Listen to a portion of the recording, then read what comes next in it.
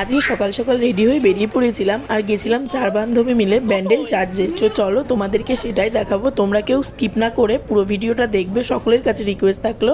আর আমরা গেছিলাম ট্রেন থেকে নেমে লঞ্চঘাট পার হয়ে চুঁচুড়া ঘাট হয়ে ওখান থেকে। তো দেখো আমরা এখন বোর্ডের ভেতরে রয়েছি আর সেই দৃশ্যটাই তোমাদের সামনে তুলে ধরার চেষ্টা করেছি। তো আমাদের ফেরিঘাটে চলেও এসেছি। তো এখন সকলে নামবো, নেমে দেখো যাচ্ছি টোটো অটোতে জন্য। তো দেখো চার্চের সামনে চলেও এসেছি আর সব কিছু তোমাদের সামনে তুলে ধরবো। আর সবাইকে বলে দিই, আমার গলার অবস্থা তো এমনি খুবই খারাপ, তোমরা সেটা জানো। তো তাও ভিডিও মানে গেছিলাম বলে দিতে হবে তোমাদের সামনেও তুলে ধরার, তো তাই তুলে দিই। দেখো চার্চটা না খুব সুন্দর, দারুণ, ভেতরটাও যেমন সুন্দর ছিল। তো আমাকেও বলবে যে কেমন মানে সাজটা কেমন লাগছে তোমাদের, তো দেখতে থাকো।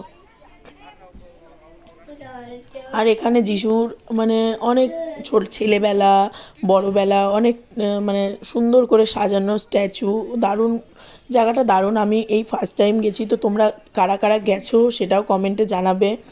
যে দেখো মিডিল দিয়ে আমার বান্ধবীগণ ফটো তোলাতে ব্যস্ত, আমি ভিডিও করাতে ব্যস্ত আর তারা ফটো তোলার জন্য ব্যস্ত।